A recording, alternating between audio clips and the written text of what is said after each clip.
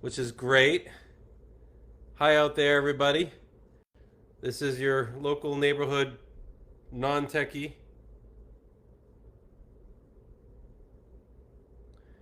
All right, I'll give everyone a couple of moments to get on here, and we'll get started on re-unveiling the book, I suppose.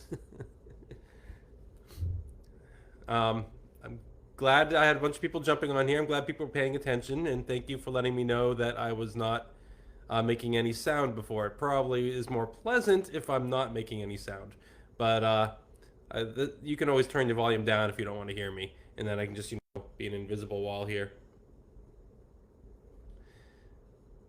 All right, so I got some folks on here. I guess we'll start all over. Just about an hour ago, I had a truck pull down my street and drop off a lovely pallet of FAE Rule Books, which is the big item I've been waiting for. So it's finally in my hands. We finally have copies of the rule book. I just hoofed it all into the art studio here. There's a big stack of boxes off to the side over here. And I grabbed essentially the one damaged box of the group. I was worried the books would be damaged, but I was relieved when I opened it up that the packaging was done well enough that the book on top, which was where the damage was not damaged. But I did not really observe it at the time. Like, nope, don't want to spoil this. So now I have the lovely box that had a little bit of damage in the corner here.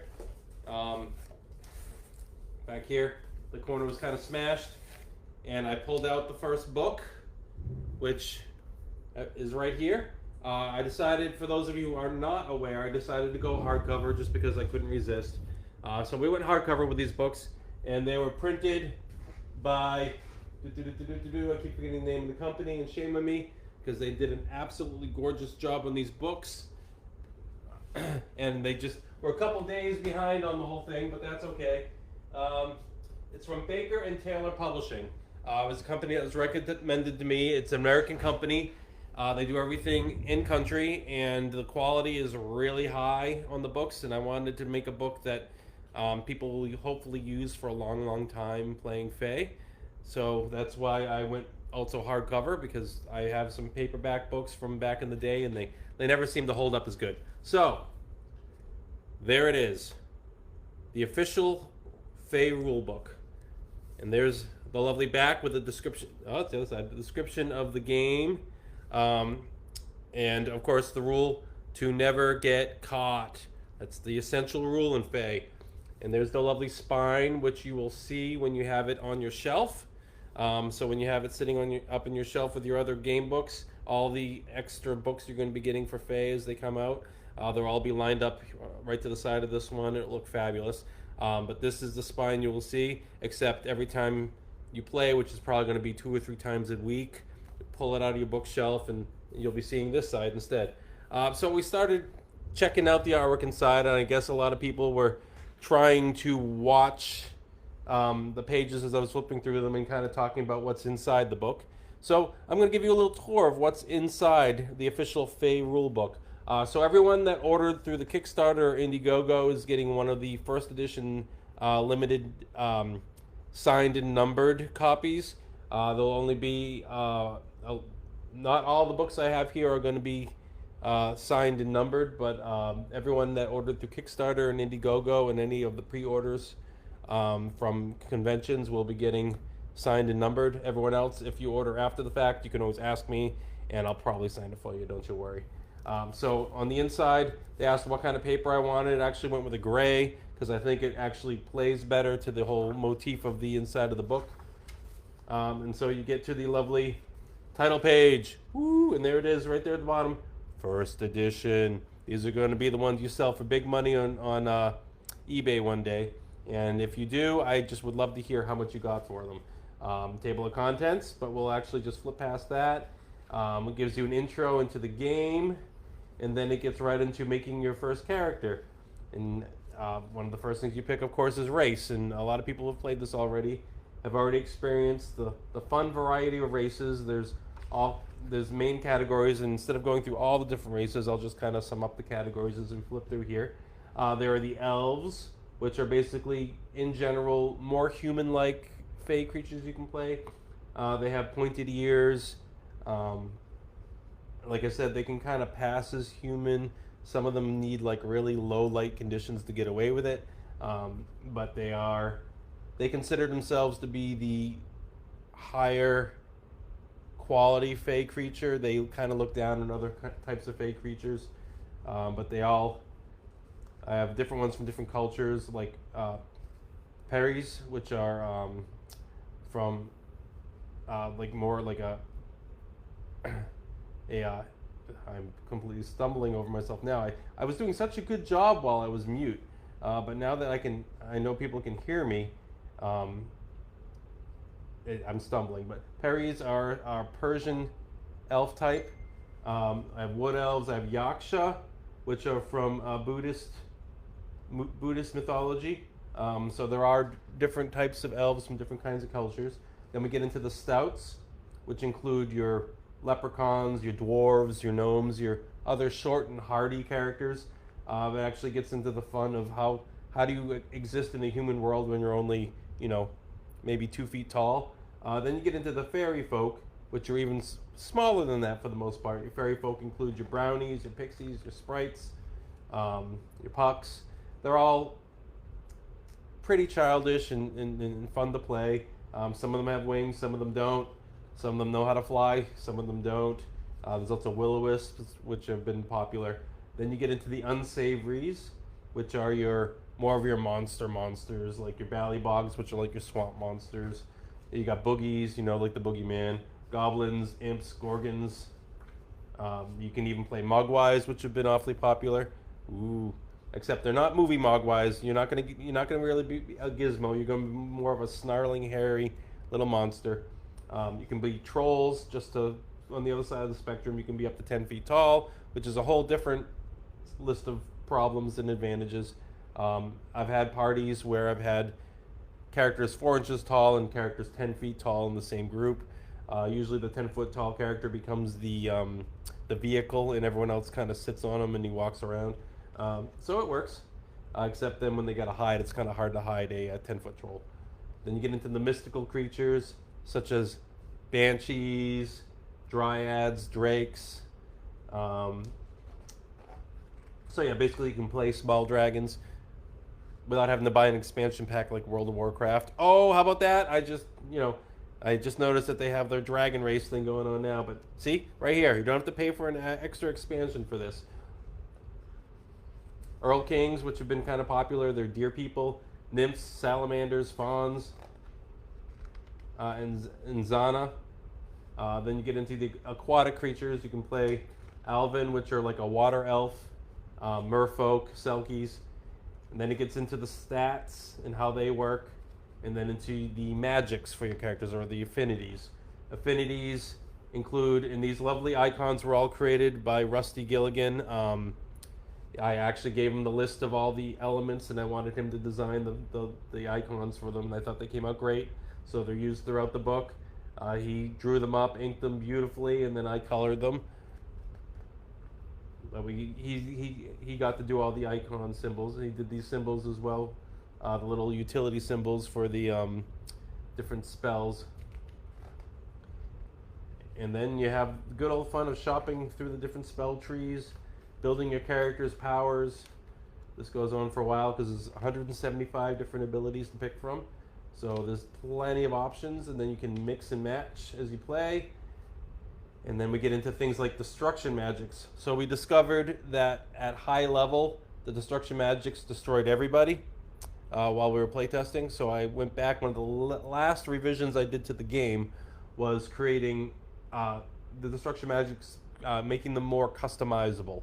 So now that essentially destruction magics are when you become a master of whatever the element you chose is. This is your way of really controlling how it works, like how far it goes out, how far it spreads, how much damage it actually does. And I decided, since you become a master of it, I made it far more customizable.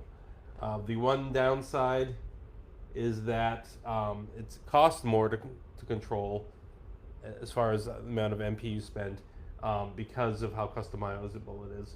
And then the other fun thing is that if you actually hit somebody who's casting these kind of abilities, random effects happen to these spells. so they can quickly go out of control if you attack the caster, which makes some fun. And then I even created, after you've spent all your AP to get all the abilities you want as your character. Say you're like, this is like high level stuff. Like once you become almost godly, you can then start spending your points on other things like increasing your stats, increasing the amount of magic power you actually have to spend. And so this is all like high tier building up your character kind of stuff. Then there's of course skills, loyalties, where you can choose which queen you want to follow if you want to follow one of them. Then we get into equipment, and then it gets into how to play your character. This goes through all the different kinds of things you can do through holding, which is when you're not in conflict, and then obviously conflict, which is basically a turn-by-turn based scenario where attacking is happening or traps are being set. And then we get into ruling the world of the game master. I'll try not to throw any spoilers out there for any of you that don't want to know this stuff, because someone else is going to be running your campaigns, and you don't want to be necessarily spoiled by the secrets that lie within. But we get in. We have things like, we first go over the different queens that you can follow. These are all the main queens in the game. There are other FAE queens and monsters and kings in the game, but these are the ones that if you travel to the human world, you are most concerned with. We get into some of the dark secrets of the FAE world that even most FAE creatures don't even know about, but the game master can know about them because he can use them against you. Then we get into how FAE and humans interact, what kind of people know about FAE, and then how to run a game, which is always useful to know how to do. This section has a lot of hints and suggestions to help any game master out, because you never know what your players are going to do in this game. And I'm glad you can finally hear me. Hi everybody. My comment section just opened up, so now I can actually take a look at comments while I talk to you. And yes, Scott has been a diehard gamer on this game. He's actually the only person besides me that I know of so far that has actually done the role of game master. So he's actually taken the burden off me at a couple of times by running campaigns, which has been greatly appreciated. And he's going to be traveling down to Florida, and I know that he's going to bring this game with him, and he's going to spread it around down in Florida like the plague. I'm waiting for the new is Eisner back in charge in Disney? Is that what I had read? Because I figure he's going to give me a call at some point, asking me to come down there and let's talk about movies and a franchise kind of thing. I figured, any day now. But first I got to get Scott down there with the book. Yes, Iger. Iger's the one in charge. Hopefully he brings back the fast passes and all that stuff that I missed from Disney. But anyway, I was looking at that, and we're on the section called Dealing with Distractions, and that's exactly what I just did. The FAE Plague, Doctor. So, continuing on, it goes through like how to deal with characters going off course, and then how to work in interior spaces, open spaces, and then even underwater and in aerial situations, because in this game you have lots of creatures that can swim underwater. And here's one of the lovely illustrations done by Jim Lawson, colored by me.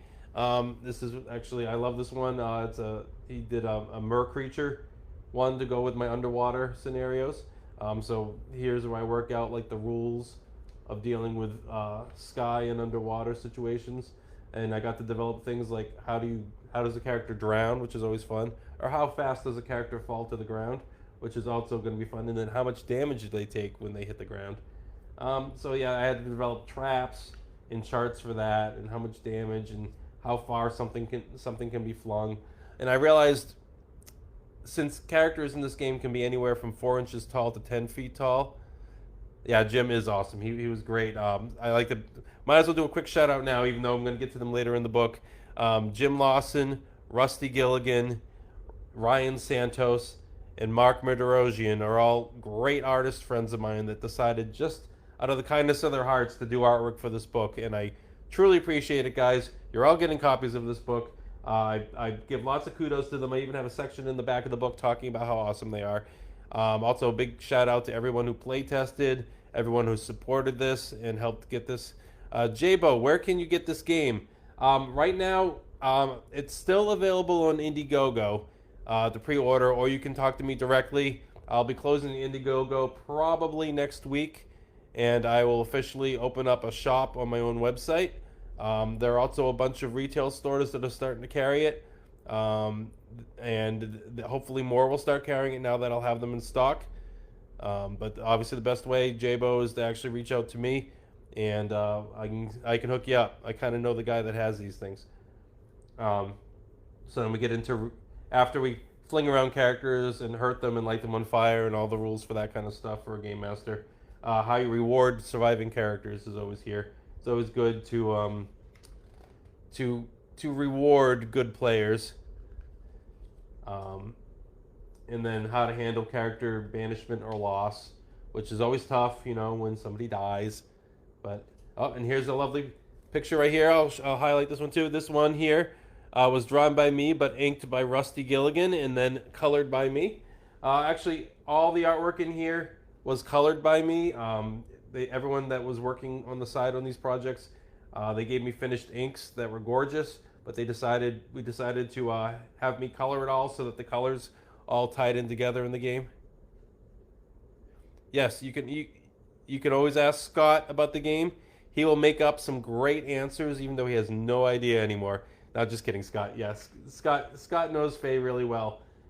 Scott and Sam Racine both have delved through it far more than most other people. So then we get into the category I call stuff and things. This is your treasures, your blings, including like sentient weapons and armors and potions. It's a fun category. There's a whole bunch of different types of weaponry, and then I even get into modern weaponry, like what happens if you shoot a fairy with a revolver.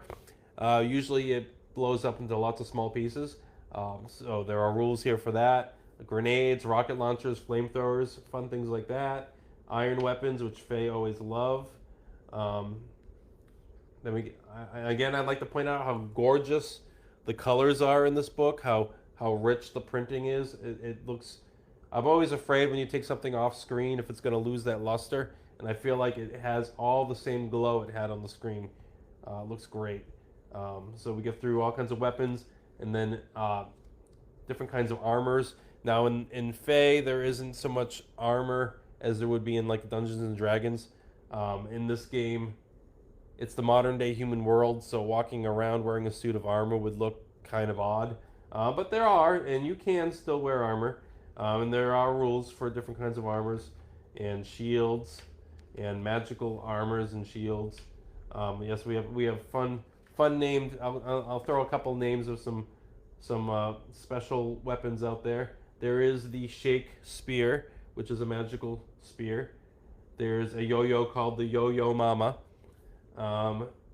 There's the Dance Club, which is, for those who have been familiar with glamour spells in this game, can kind of have an idea what the Dance Club actually does to people.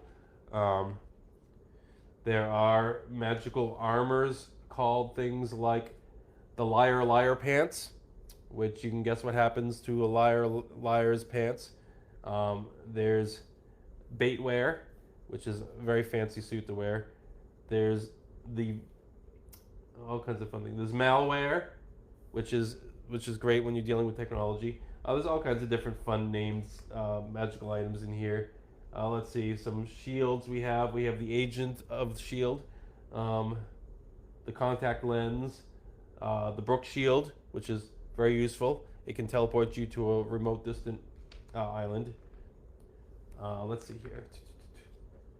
Then we get into creatures. Because one thing we love to do is torture our players with different kinds of monsters. So I have all kinds here, and artwork done by all different artists through here. So this is where some great art done by people like Ryan Santos, Like there's his take on a boogie right there, right there, hiding under the bed. He did a bunch of different monsters for me. On this page, we got another Rusty Gilligan inked gnome collection. A gnome collection, yes. And then we have a couple more. So we got it on right over on this side. We have a lovely Ryan Santos Golem, and then over here we have a Jim Lawson Imp. Some of the originals of these are still going to be available. Some of them I sold through the Kickstarter. So anyone interested in some of the originals, they're kicking around. I got some other ones. I got some Rusty Gilligan, the Serpent, and the Sphinx right here.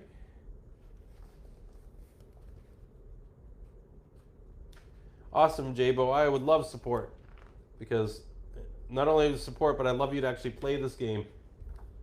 And then we get into, after the monsters, we get into animals. Actually, Rusty Gilligan actually sat down and drew. I gave him a good old list of animals, and he drew all the animals for me. They came out gorgeous. They look great. So it's like charts of different commonplace animals. Obviously, it's not everything. I focused mostly on New England as the location for the starting places in this game. Thank you, Rusty. Yep, they're your animals in the official pages, Rusty. That you can finally see them. So I stuck with New England since the game is based off of I'm sorry. The game is based off of my comic series Autumn Gray, which takes place in New Hampshire. I decided to at least start the game as like I kind of give you the starting place of New England. Then we get into dragons. I don't want to spoil too much with dragons, because if you're not the game master, there's lots of surprises here. But I'll just do a quick like flip through, like, ooh, look, dragons, different kinds of dragons, different kinds of breath weapons, different kinds of things to destroy players. Lots of ways to destroy players. And then one of the things that everyone unlocked during the Kickstarter was North American cryptids. So I have a whole section that are based on. I did a list of I think I did 35 different North American cryptids, which include things like the Adlet, the Bear Lake monster. There's actually a creature called Bat Squatch, which is a winged Sasquatch, basically. Look it up. It's actually listed as an actual cryptid, and it is here. We got things like the Beast of Bray Road, Chupacabras, Dover Demons, lots of serpents. I think every large lake in Canada has its own like Loch Ness type monster, but they all have slightly different characteristics, so they're all a little different. Frogmen, Champ from Lake Champlain. My favorite, and I actually want to throw this at my players sometime, is the Oklahoma octopus. It's in a lake in Oklahoma, and I actually had a lot of fun creating that monster. There's the Pope Lick monster, the Ozark Harler, Mothman. Let's see, we got Thunderbirds, Tessie, Swamp Ape, Skinwalkers, and one thing I found was Wendigos. I actually was reading into what the lore of Wendigos, and I had a lot of fun coming up with what Wendigos, like historically what happened to people that dealt with Wendigos. So I had a lot of fun creating like a disease that Wendigos put onto their victims. And then I actually threw in a little map of North America and actually placed the different creatures where in their regions that they're known to exist in on the map. How about the green monster? Is that the one in your nose, Jaybo? Because you got to put that in the book yourself, and that's in your own book, so that'll be exclusive.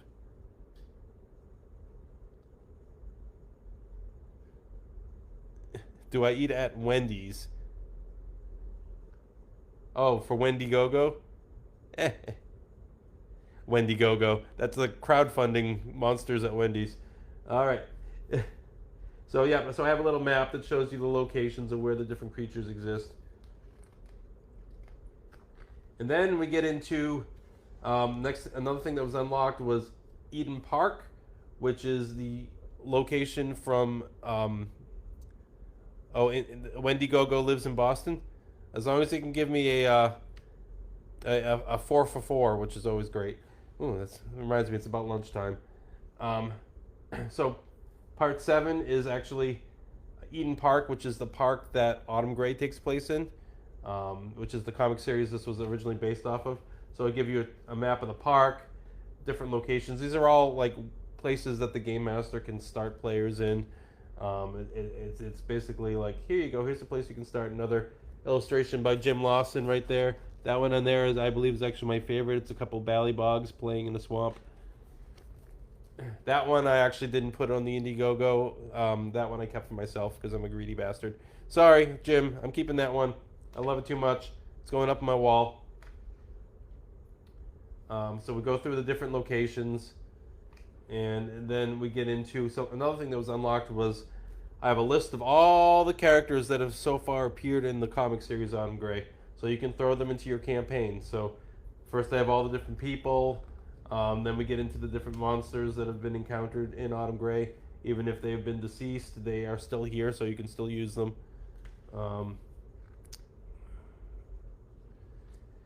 So all your Autumn Gray creatures are here. So if you are into Autumn Gray and you're worried about spoilers, you can find out more than you wanted to reading about the different characters in this section.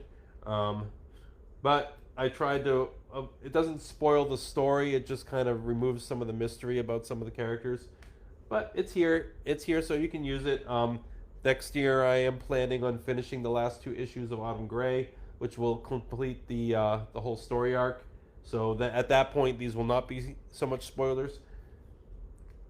There's also a list of the treasures, including the sword that Kara uses, the lighter that Mike uses, if you're familiar with the story, the charm that gets passed around by the different druids. And then we get into another thing that was unlocked, which is Avalon, which is the fairy world. This was unlocked. This was one of the last stretch goals we managed to hit. Avalon is where Fae come from. It's their home world. It's chaotic. I had my party went into I have a campaign that's every Tuesday, and they managed to escape into Avalon at one point, and they realized that it was very difficult because they kept trying to camp, and things are very curious, and there are a lot of things everywhere. So they had a very hard time trying to rest long enough to heal, because every couple minutes something showed up and was messing with them. So we officially unlocked Avalon. So I created a nice map of Avalon. Avalon is a conglomeration of different fairy worlds from all kinds of different cultures. So the idea I had creating actual Avalon was that depending on what country you're from, you see Avalon from a different side. So you actually see a different fairy world. That's why there are various, there are different beliefs on like what the Fae world would be like from different cultures. So like if you're from European areas, you would be facing what we call Avalon Major, which is in the center of Avalon. If you're more Greek, you'd be over towards the Hades side of it. There's also Penglai, which is the Chinese Fae world, which is an island off to the side. You also have things like Anduin, you have Muspelheim, Niflheim, Thule. I tried to incorporate as many different cultures that I could find fairy worlds into this. I mean, obviously, if I discover more or if people introduce me to more, I can add more. But this is like gives you a place to start. This is not the end all be all Avalon rule book. I plan on writing one in the future that will be far more in depth. But this gives you a place to start. So then what happens is, all right, here's the world, and then there's a section on each of the different sections of the world.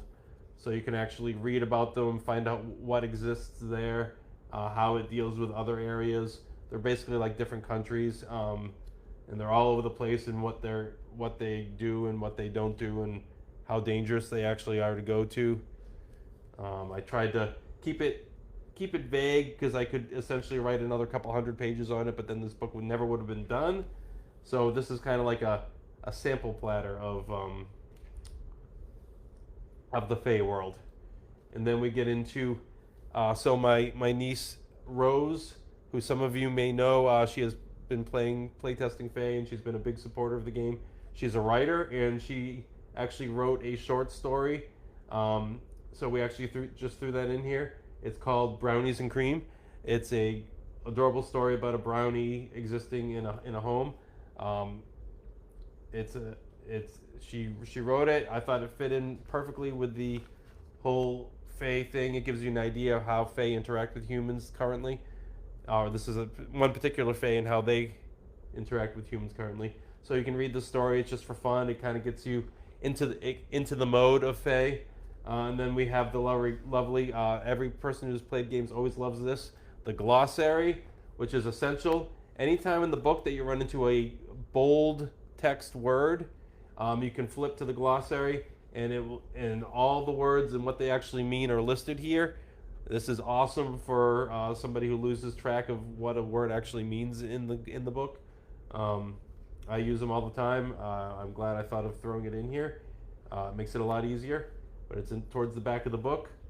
Then we get into the credits, where I thank all the people who have done so much to help on this book. A bunch of you have mentioned Scott Hamilton. You are on the thank you list over here. There's a lovely paragraph for you and a bunch of other people. And then I get into the people who have worked on the book, including Rusty, Jim, Ryan Santos, Mark Mirderosian, Rose, and then my editor, Jade Burns. Thank you very much. She put up with constant edits coming to her while she was trying to finish editing the book. Like a big, all right, I rewrote this section, here you go. So she had to put up with a shifting book while she was editing. She did a great job. And I have yet to see spelling errors in here. If there are, they may have been added by me after she had edited, and I apologize, Jade. It's not you, it's me. And then, of course, at the very back of the book, we have things that you can copy, including NPC sheets, which you can print up to write out your characters on, and the lovely definitive character sheet, which you'll always make copies of and keep with you, because these are great for keeping track of your characters on. And that is the official FAE Rule Book. It looks great. I'm excited. Now I have to sign a couple hundred of these and start shipping them out. So I should be plaguing the post office for these starting next week. Obviously, anyone who's ordered them that I can get to without having to ship, I will personally drop them off to you. I know, Scott, you're heading off to Florida, so I'm probably going to be shipping yours off to Florida for you. But other than that, thank you so much, guys, for watching. Again, if you're interested in the FAE Rule Book, please send me a shout out after this live stream, and we'll hook you up. And I am going to start breaking down my lists of shipping and putting together my bundles for everybody. So thank you very much, everybody. I am going to disappear into the world of shipping for a couple days. Wish me luck, and I'll see you all on the other side. Bye-bye, everyone.